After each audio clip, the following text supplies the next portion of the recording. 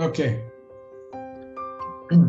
So, a very good evening to Dr. Sudarsanan, a psychiatry professor in the Faculty of Medicine of Ames University. It's a great Good evening. pleasure to have you around with us today, Doctor.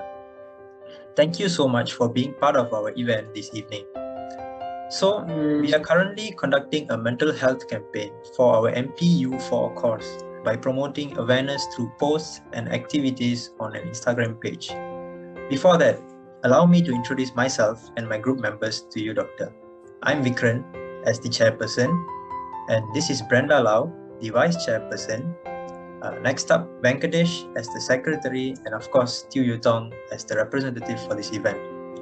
However, we have a handful of doubts about mental health topics that can be really useful for our project, and we really hope that you can enlighten us on it with some personal views of yours, Doctor. Now, I would like to call upon Brenda to take over the session. Hi, Doctor. Okay, so I have collected a few questions on anxiety. So before that, could you briefly tell us what exactly is anxiety disorder? Before I start answering, let me thank you all for giving me this opportunity. It's indeed a great privilege to talk about any mental health issue. I'm really proud and happy that you young people have taken the initiative to promote awareness of mental health, which has otherwise been stigmatized hell of a lot, although almost 30% of the people in Malaysia do have mental health either as a disorder or perhaps major symptoms. And this is a government figure. Yet, there isn't enough awareness about this among the lay public because of the following reasons. There is a lot of stigma attached to mental health. Stigma means a sense you feel that the person who's got a mental health issue is weak, he should be shamed. Not only the person who suffers feels so, even the relatives, close people, all try to keep it under wraps. We must remember that there are majority of mental health issues are treatable. All of them are treatable. Say, for instance, you have a depressive disorder, it can be treated and the person's functioning becomes much better. These 30% of people, population, that's almost 1 million. You have 3 million population, 30 million, 10 million people are suffering some way or other. And they are not functioning at their optimal level. And only almost 80 to 85% of people who are suffering are not accessing treatment. This is a state of affairs. And one more reason is the extreme shortage of mental health professionals in Malaysia.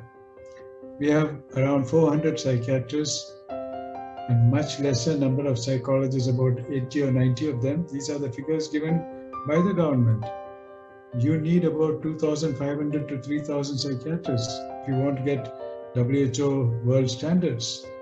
Now, since young people are now like you coming forward, most important is to people be aware of these problems and how to access the treatment, how to overcome it, and be more efficient, more happy, and contribute towards society and to yourself. And this suffering can be minimized, number one, by awareness that there is a problem like this, and most importantly, they're all treatable. Most of the problems are treatable, which the public, you may see people roaming around, but they are because they have not got the treatment. I'm not saying all of them will recover, but 10 or 20% of major disorders, just like any other disease, they do get deteriorated. It's not special to psychiatry. We have some limitations, but we do not make tall claims that we are going to cure. And the moment somebody says cure, we say, look, there's no disease which is curable. Is diabetes or hypertension or anything curable?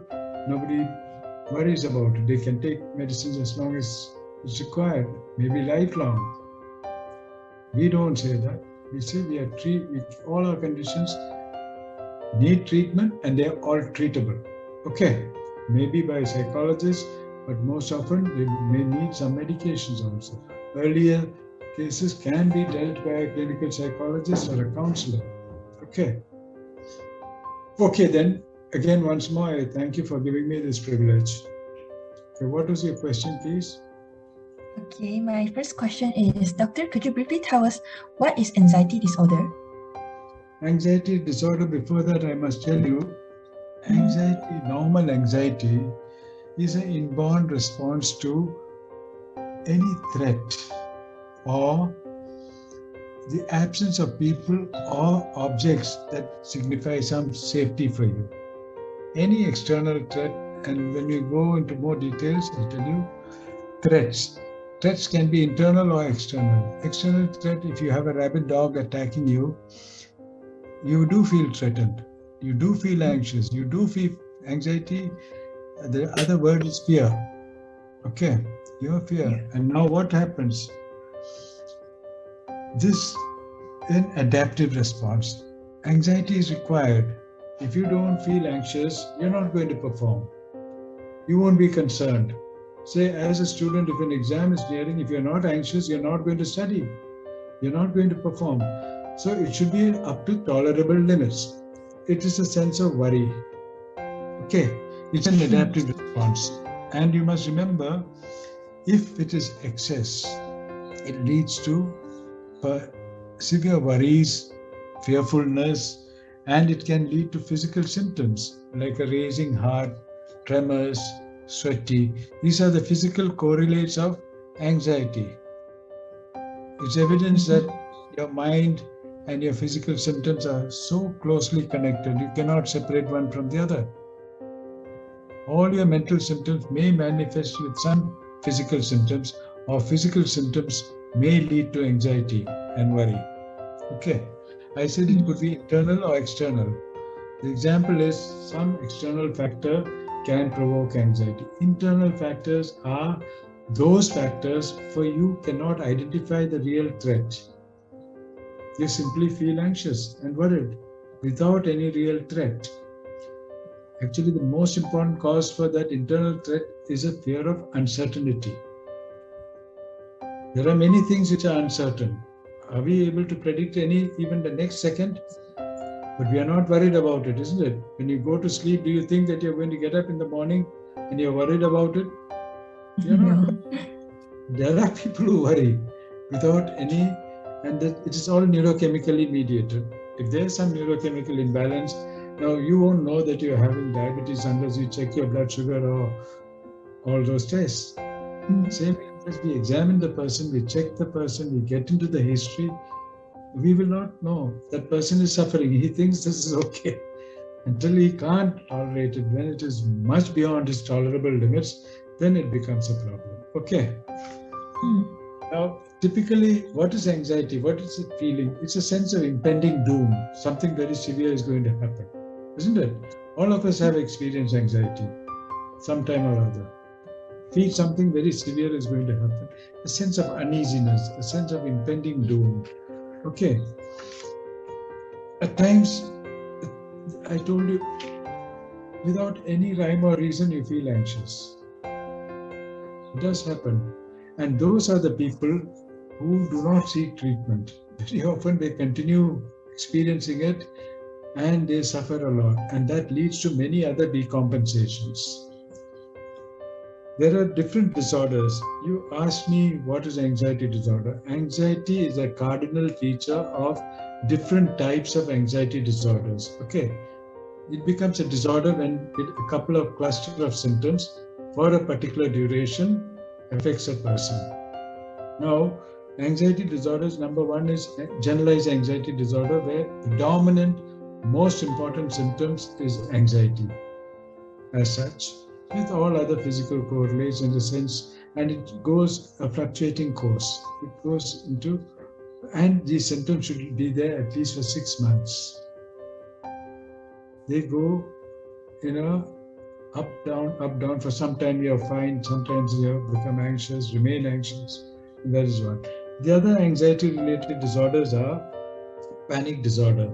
You have episodes when you have panic symptoms, rather severe anxiety with several physical symptoms, chest pain, palpitations, sweating, tremors, and they are short-lived, last for 10 or 15 minutes, and usually they do have a trigger.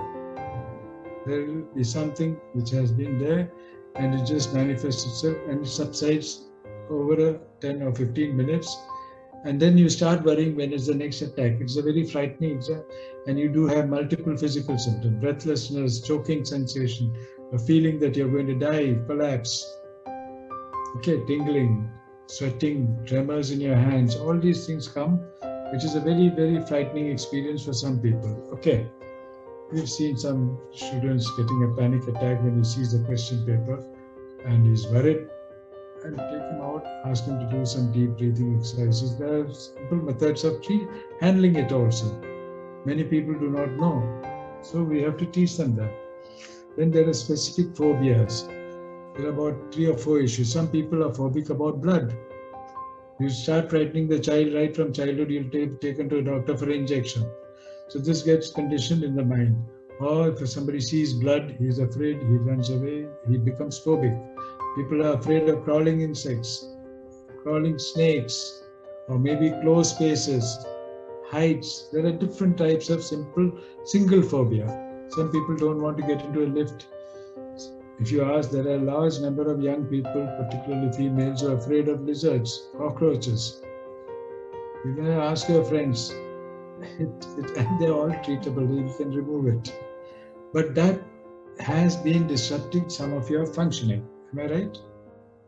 Yes. You refuse to say you're working in the 24th story and if you're afraid of closed spaces, lift you will not get in. Are you going to climb all the steps? So we can treat them and get them out of this entrapment. Okay.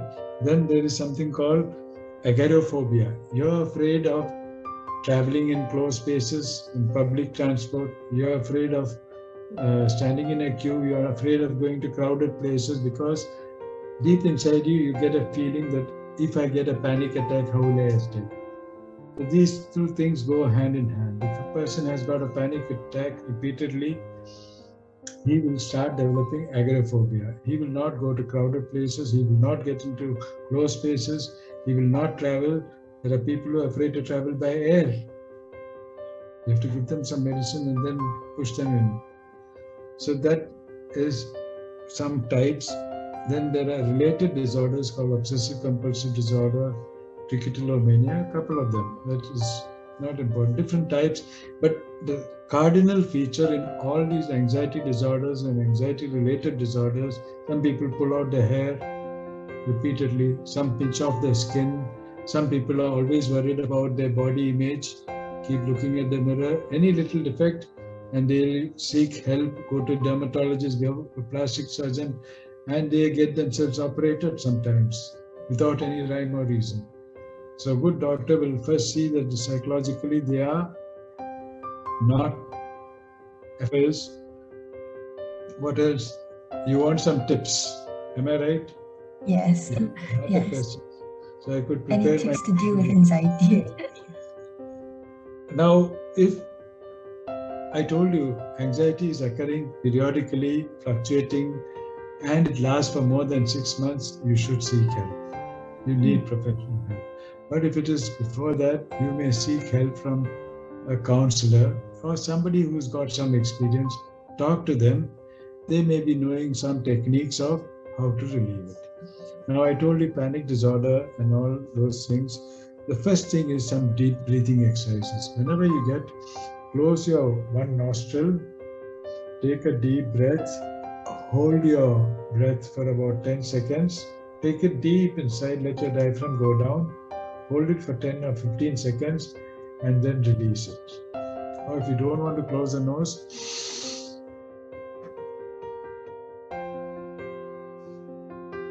this will increase oxygenation and manage the dysfunctional neurochemicals. The neurochemicals responsible for anxiety primarily are noradrenaline and adrenaline. Anytime adrenaline, you say he's got an adrenaline rush. Means it causes tachycardia, it causes hypertension, raises your blood pressure, it increases tremors, all these things, but it can be controlled by deep breathing. Okay. Yes. Or you can start meditation. Learn yoga exercises if it is troubling you. They're all very effective in controlling anxiety. And if it is going to continue despite all these measures, please consult a counselor, and if necessary, if the counselor says so, or you may go and see a psychiatrist. There are medications. The psychologist will treat you with psychotherapy. The psychological means, methods are there. And most importantly, there's something called cognitive behavior therapy, or CBT. They are very reliable methods by a trained psychologist. Hardly anyone can do it. And they have, because most of these fearfulness is due to some distortions in your thinking. You misinterpret the environment. Okay. That is the prime reason for these emotional problems. It's always related with some faulty thinking. I'll give you an example. Say you're going into the market and Yutong meets Brenda. She sees her passing by. Yutong waves at her. But Brenda doesn't see and she walks off. She's not seen or she walks off. Immediately Yutong thinks, okay, she has deliberately ignored me. She has not known why the hell she walked away. Now, what will Yutong do? Okay, she has ignored me. My emotions, that is your thought. Okay, she thought like that. She deliberately ignored me. Number two, she'll become angry. Angry is an emotion. Unwanted anger. And third, the action, the behavior will be, I will not talk to her. She is my enemy. What has happened in reality? The trouble started with the first distorted thinking. Yutong just assumed that she deliberately did it. It is her thought. Brenda didn't do anything. Yutong thought she is bad. She has deliberately ignored me. And secondly, anger. Anger is not a very healthy emotion. This is an unnecessary anger. It only increases other neurotransmitter, and anger leads to anxiety, anger leads to depression. All this is unnecessary. It is because of a distortion and misinterpretation of the cue, and she becomes, tells herself, I will not talk to her, she is my enemy. Now, all these are negative thoughts. Am I right or wrong? All emotions are made by, you see, when supposing Vikrant scolds Sandra, Venkesh, because he has done something wrong. So that is a valid scolding. All right, there's nothing wrong in that scolding. And Venkesh is his junior. You're his boss. But Venkesh will not fight back. He will not argue with you because he knows Vikrant is his boss and he'll check him if he acts funny. But if Yutong is going to do the same thing to Venkesh and she says, you shut up, you get lost. But Venkesh knows that she is not going to fight back. He fires you back, same way. Yutong, you fire.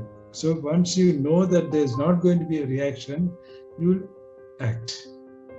If there's a reaction, you don't expect it, it won't happen. What am I trying to convey? I am conveying that you think before and you think whether you're right or wrong. Venkesh has thought very rightly that he will not fire you back. He knows the consequences. But Venkesh also knows that Yutong will not fire him back, so he gives it to her. Okay. This is how our conflicts start. And this is a sensible way of dealing with things. So you see, your thinking is so powerful, I'm saying. Use your thinking to overcome faulty emotions. That is CBT. This is just the tip of the iceberg. There are a lot of techniques in it. Okay. Now, other than that, there is pharmacotherapy. There are medications. If none of these things, usually CBT is given along with some medications for immediate relief. What gives you immediate relief? Like I said, for panic or severe anxiety, breathing exercise. But much more effective will be certain medicines called benzodiazepines, but we never give it too long. Benzodiazepines or lorazepam and some medicines which you learn when you go further, they form habits. They may form dependence. We don't want anybody to. That is another myth about psychiatry. Any medicine you give, it'll be longer. We generally don't give it for more than a month to tide over the immediate crisis. But there are another medicine called SSRIs, serotonin specific reuptake inhibitors. They're basically antidepressants, but they have anti-anxiety action. For long-term treatment, we start them with SSRIs, not benzodiazepine. For panic disorder, for immediate relief, if you don't know if the breathing is not stopping, usually it stops, you give him a lorazepam or clonazepam or alprazolam on one small tablet. The lowest dose is enough. But for long-term treatment, we use SSRIs, and that definitely gives, yes, you have to take it for 6 months or more sometimes, depending on the severity or chronicity of the problem. But once this intolerable anxiety symptoms are controlled and removed, you will function more efficiently, more effectively, and you will not have any distortions in your thinking. All that will be controlled. Okay. So that is the treatment of anxiety and related disorders. At your level, you must know this breathing. And if you find that the person is distressed and the person is not getting relieved, advise him to see a counselor. Okay. All right. And next is you wanted to know about, what's your next question? So that's all from me. I'll do that. Have I, is the information given sufficient? Yes, it's very Okay. sufficient. Okay. There. Next is what? So next, I'll let Ritong take over for the rest of questions. Yeah. Ritong. Okay. Hi, Doctor. Could you also share with us some tips to cope with stress in everyday life? Yeah. Okay. Now, this stress is again a psychological, adaptive response, just like anxiety. I will tell you what it is again a flight or fight response. Whenever you are stressed, either it gives you a motivation to fight back. Fight means not physically, to challenge it, challenge the situation. If you have an exam stress, are you going to run away? No, you will take it as a challenge. You will work for it. It motivates your work. It enhances your performance. Okay? Stress makes you work. Otherwise, you don't work. Remember that. And again, it is it has both a psychological and physical component, which it's a response again to threats like anxiety. But what is the difference between anxiety and stress? There has to be a difference. Stress is typically caused by external factors usually. There are short-term stressors and long-term stressors. There could be physical and mental symptoms, just like anxiety. The difference is, and these physical symptoms are commonly like irritability. They lead to mental symptoms, irritability, anger, chronic anger, fatigue, weight pains and aches. There are digestive problems. And these are the disorders. You get peptic ulcer syndromes. It's because of stress. You get body aches, back aches, fatigue syndromes. These are all due to chronic stress. Stress should be tolerable. Anything which is intolerable, when you are not able to handle it, when you find it is putting you down, it is not going to allow you to function normally. So you should know how to prevent to some extent and manage the stress. Stress cannot be away. We'll all experience stress, and I feel we need stress to perform. Otherwise, we will not perform. Okay? And you also should know, anxiety just has persistent worries. They are excessive. That don't go away even in the absence of a stress. Even if there is no threat outside, it will remain. Stress is always with a reason. I told you earlier, anxiety may not have an identifiable threat. Even simple uncertainty is good enough. Even after removing all the threats outside, even when there is no exam, such people with anxiety disorders will continue to be anxious. Okay. Whereas stress related to the exam goes away. The moment your exam is over, you're happy. Goodbye, exam. Then you are cheerful and enjoying life. The person who's got anxiety will stop enjoying. He says, no, I am supposed to be anxious. I will continue to be anxious. That is the difference. Anxiety, once the stressor remains out, even then remains worried. The stress is removed, he is okay. All right. Now, how will you deal with it? I told you tolerable stress is a good mover, good motivator, but once it becomes intolerable, and what are those? How we classify them as external stressors and internal stressors. Okay, what are the external stressors? Life changes. Say you come home, now you move into the hostel. There is a change in your place of work, place of stay. These are life changes. Say your father gets a transfer, you have to move to a new place, you have to change schools. It's a stress, external. Or it could be financial stressors. Many people have lost their jobs during this COVID. It's a major stress for them. And if just off the thing, I'll tell you, there's been a large number of suicides in Malaysia, all over the world. Up to 2020, that year, it was about 50 suicides a month. And this year, it has been 94 to 95 suicides a year.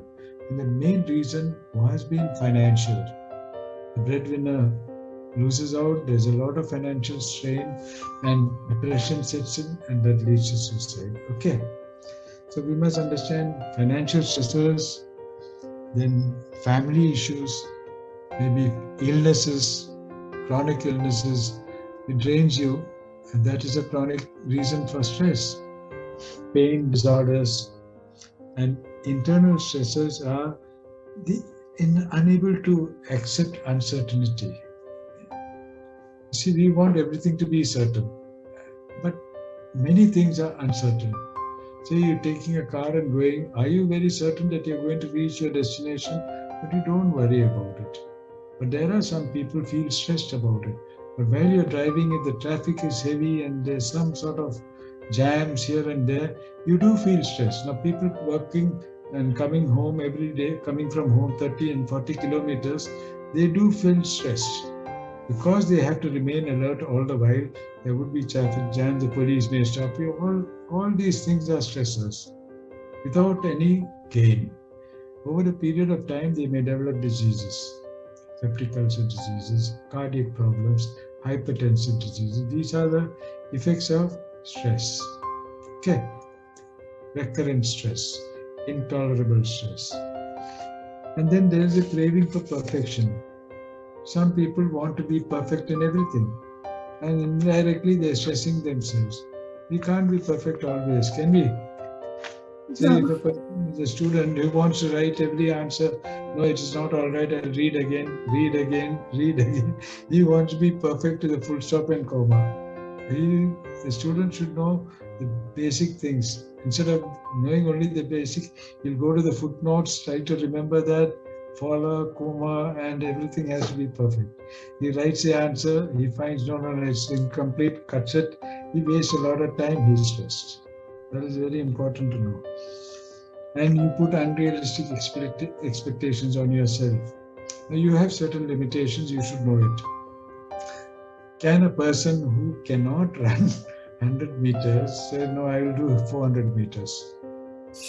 Don't put that. You have to function within and be aware of your limitations. That includes your studies also. You may be good in one area, perfect, you do well in there. Some areas you may be weak but get along. Carry on. Don't try for perfection everywhere. Look, I've done medicine. I knew that I'll never be able to do medicine as a specialty because it requires not only hard studies, certain abilities are required. I knew that I didn't have that. So I said I will not do medicine. Now surgery is another glamorous subject. I knew I had some limitations in surgery. I can't get up in the middle of the night. That's my problem. Major issue. I said I'm not fit to be a chap to be attending call at 2 o'clock in the night. I had some such bad experiences, so I said no. Psychiatrists don't have to usually go and attend calls at 2 o'clock in the night. Usually not. So I wanted to find what is my ability. That should be your prime consideration to get out of unnecessary stress and unnecessarily stretching yourself. Okay. See your aptitude, see your abilities and work. All right. Now pessimism. Some people are always pessimistic and negative. They have a poor image about themselves and they will be stressed. These are causes of stress, I'm saying.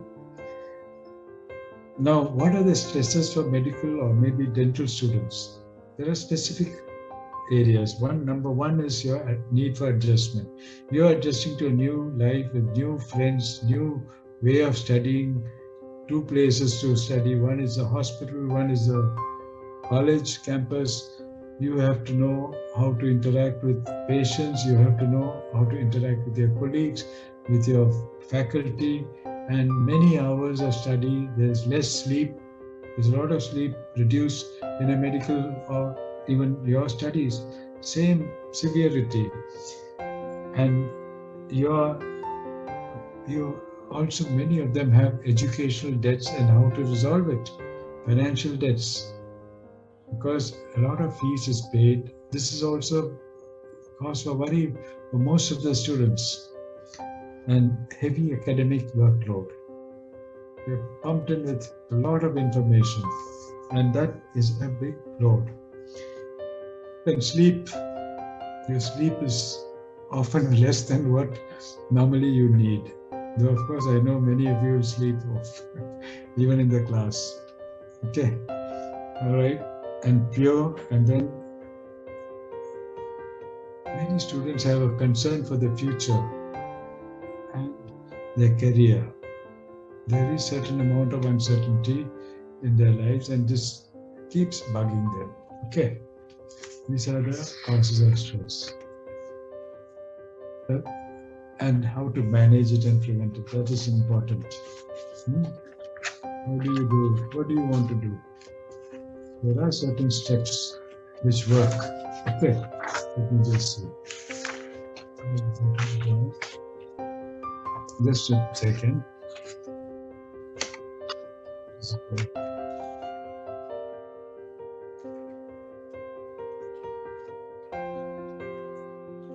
Just give me a second.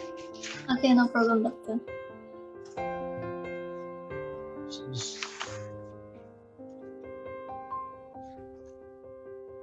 Okay.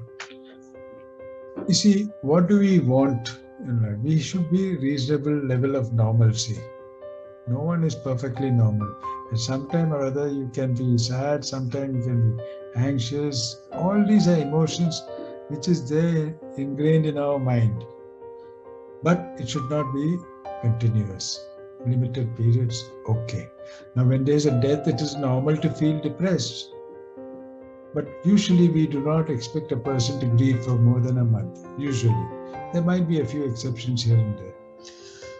And then you should be able to manage stress, experience joy, and be optimistic.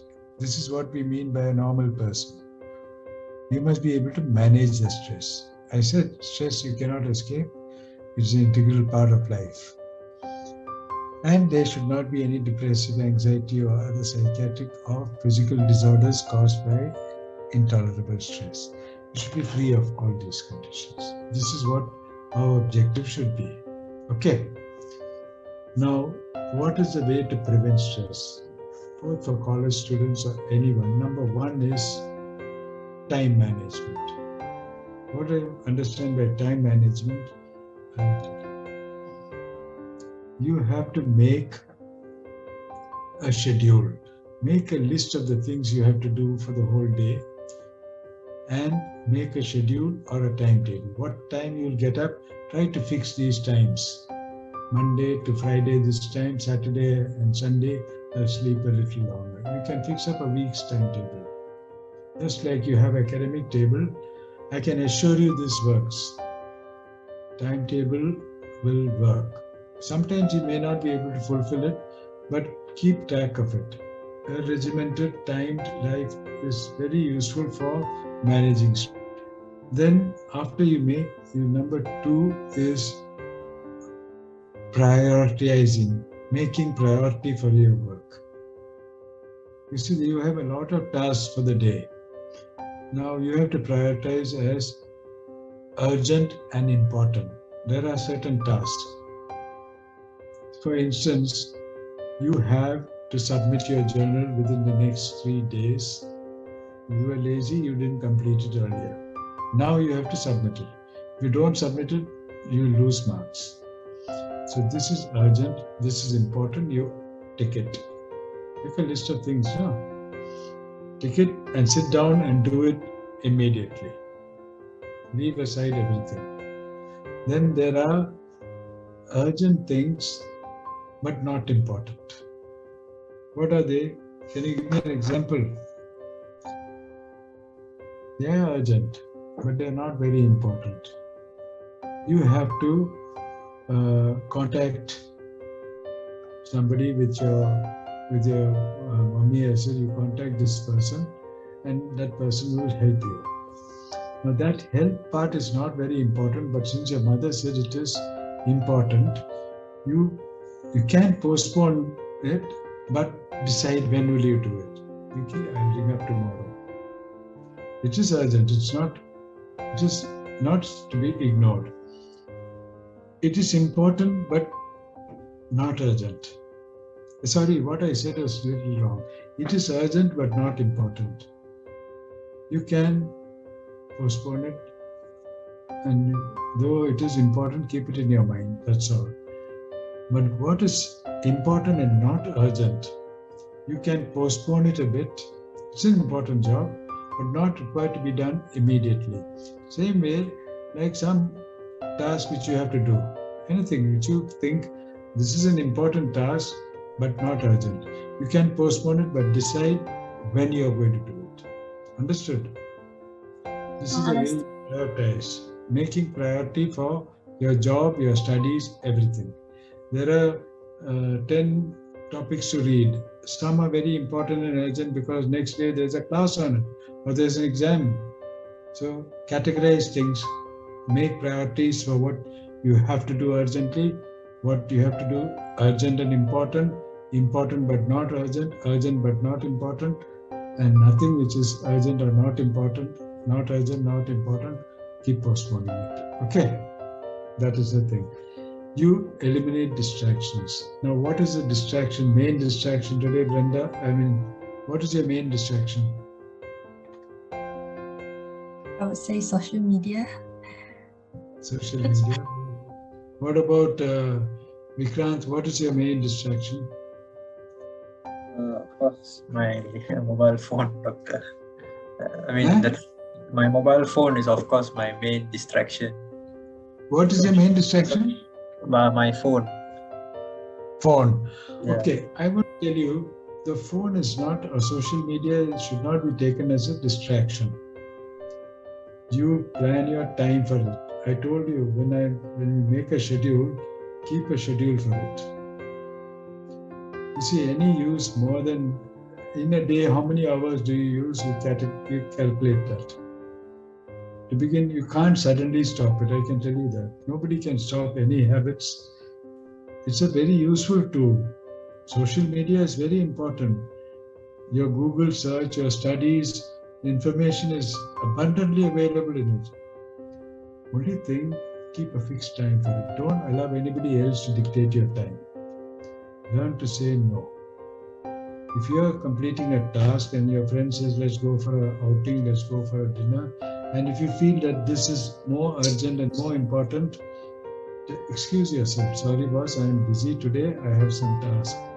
It is a very good sign of mastering stress, assertiveness.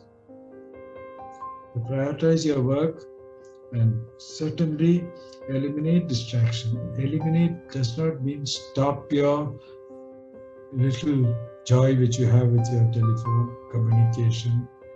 Social media is good, WhatsApp is good, you must be in touch with your friends. You're not saying it, but put it in a regulated way. Okay, have you got my point? That is the way to manage stress. Don't waste time, distractions. Say no, I said. And above all, take time for yourself. You need rest, you need relaxation, you need recreation. You must spend at least 2 hours a day for this. See a movie in your laptop, read some jokes, do something which unclogs your mind. All work and no play makes Jack a dull boy. That should not happen. You know you're young, you must be happy, find time for enjoyment. Hang out with people, but keep a time frame for it. Okay? At least once a week, just blast it. Apart from catching up on your revisions. Medicine or dentistry or nursing, they take a big toll on you. But you chose to come here, but you'll have good dividends later. It's a price we have to pay. The amount of respect, the adoration, and the respect, and it's a noble profession. You are doing a great service apart from making money. You certainly make money. That is necessary. There's no crime in it. Okay. So that's it about stress. Is it okay? Anything else you want to? Yes? I think it's sufficient. Pardon? I think it's sufficient. Thank you, Doctor.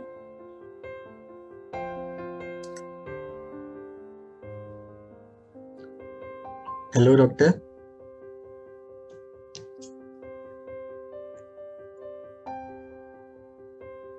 More. Anything more? Hello, Doctor. Yeah. Can you hear me? Okay. So I'm gonna ask about suicide. A question about suicide, Doctor. Okay. So it has been common nowadays for a person to end up their life just like that without even thinking twice when they face from depression. So what should we do when we begin to experience the suicidal thought and feelings, Doctor? You see, suicidal thoughts commonly develop in a background of some underlying psychiatric disorder. Commonly, more than 90% of them are there. Impulsive, suddenly a person might develop a suicidal thought and act on it, only very rarely following a severe trauma or humiliation, for example. Say a person has been caught something which he did wrong, he's humiliated, he might. Like I'll tell you, yesterday, 2 days back, a young lady in Kerala, married for 8 months. The husband was torturing her, domestic violence, dowry demands. We have dowry in India. She finally left her husband's home after 8 months. She filed a police complaint for domestic violence. She was doing a law student. She must have been about 22, 23 years old. Young, very pretty girl, Muslim girl. Usually among Muslim community, they do not demand dowry. These people did it because they demanded after marriage. Before marriage, they're not supposed to do it. After marriage, to buy some plot or something. Anyway, when she went to the police station, finally they called her after 1 month of the complaint, which itself is irregular. She went to the police station and the husband was also called. The father and the girl went. This police inspector, circle inspector, humiliated her. I don't know whether he took money from them what he humiliated her to extent calling her prostitute, insulted the father. Are you a father? In very, very nasty way. This girl walked off with her father. We'll go to higher authorities. So we will get some help. She walked off. Same night she hung herself because she could not take that humiliation. That is what I understand.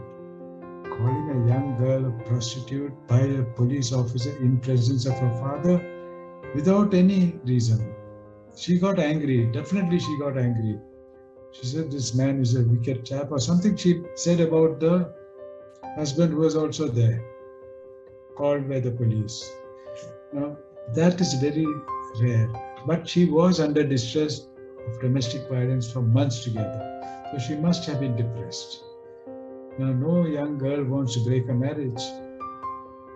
She felt that, and it was a love marriage. I believe it was a love marriage against her parents, which the parents finally got her married. They have same religion and all that. They didn't have any complaints, except that the fellow was not truly working. He cheated her. He was not employed or anything. So these are things. But basically, they suffer from an underlying psychiatric disorder, commonly depressive disorder. Okay. And then there are certain other things you should know. And if somebody seeks help, if a person develops suicidal thoughts, please take professional help. But if you come to know somebody is talking to you, because sometimes feel like, encourage that person to talk, establish a rapport with that person, and he would not talk to you unless he's got a trusting relationship with you. Okay, encourage him to talk. I don't say that you can be a therapist, you need some training for it. You have helplines. How do you encourage him to talk? First of all, assure him that you will try to help him. Only thing, sometimes you cannot share that point that confidentiality will be maintained, because if it's a serious attempt, you need to inform the concerned people to protect him. Now today, people go on to Facebook, announce that I'm going to kill myself, put the camera on, hang themselves. This has happened in India. Okay, I had also an occasion when somebody rings up, that is a helpline people. But you as a friend, engage him in conversation, offer help. If it is a financial help, say there are alternative ways, and tell them, look, if you do such a thing, the people who are hurt are going to be your parents. It's the young people who seek help. Nobody else suffers, and you owe it to them. Make them feel that they are wanted. Okay, there could be any stress. You can tell them that there will be a solution for everything. Let us meet. If you are not together, or if you are there together, go out together, distract. Usually the suicidal thoughts, intentions last for a few minutes only. It doesn't last long. If you can distract that person from that act, they want help. Nobody wants to really commit suicide. They feel the urge, but if you can distract that person, assure some sort of help, and tell them that your act is going to cause hurt permanently to their near and dear ones. That will have an impact. Okay. And then, of course, if you find that this person has been suffering from depression, or they have very serious things, there are certain risk factors which I'll tell you. Please take him for professional help. Yeah? Because I told you, most of them, 90% and plus, do have an underlying psychiatric depressive disorder, substance use disorder, borderline personality. These disorders, let the doctors see. And they are all treatable, mind you. They should be treated. If you know that he is into any of these things, try to get him to seek professional help. Okay. Then there are certain risk factors that also will help you. What are these risk factors? The risk factors are, number one is a disorder. He's suffering from some psychiatric disorder. Schizophrenia also is good enough, a very high risk factor. Then you have to see whether he is in that age group. 3 times men complete a suicide compared to women.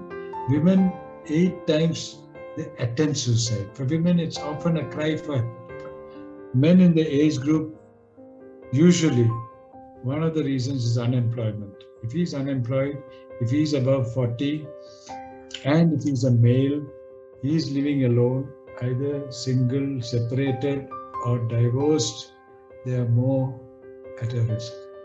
These factors like single, men, above 40, divorced, unemployed, and if he's abusing a substance, they're all very high risk factors. Then they need to get professional help if he announces suicide. And let me tell you, every person who has committed suicide within the last 2 or 3 months would have seen a doctor or a health professional. They miss asking. You should directly ask as a professional if he is coming with either depression or any physical ailment, also chronic ailments. Do you get such depressive thoughts? Do you get suicidal thoughts? It's not going to remind him. He'll come out with it because he wants to express himself. Okay? We must not shy away in asking. Now I told you a few risk factors, those who are living alone. And then the timing is also important, whether he is ringing up at 1 o'clock in the night or 12 o'clock. That's a serious thing. Whether he has written any suicide note. Has he started giving away his belongings? Has he made a will? All these indicate seriousness of the thought and attempt. Okay? That is the thing. These are the things, and you should be able to talk him out of it. Engage him in conversation. And if you find it's a serious, you can approach his very close relatives if there's somebody there. If you're not around, send some friend to his place to reassure him.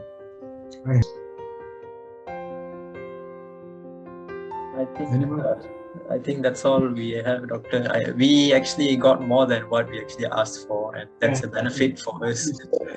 Since you made an effort, I think I'm duty bound. I should not treat you like school children. You're professionals. Yes. You're going to be my colleague in a few years' time. I treat you with the same respect, and I know that this information will be useful for you to help others. And my objective is, if anybody is coming out to help mentally unwell patients, I'll go for that. Okay. Thank you very much, Doctor. Thank you. You all do well. God bless you. Okay. Bye-bye. Thank you very much, Doctor. Thank you. Thank you, Doctor.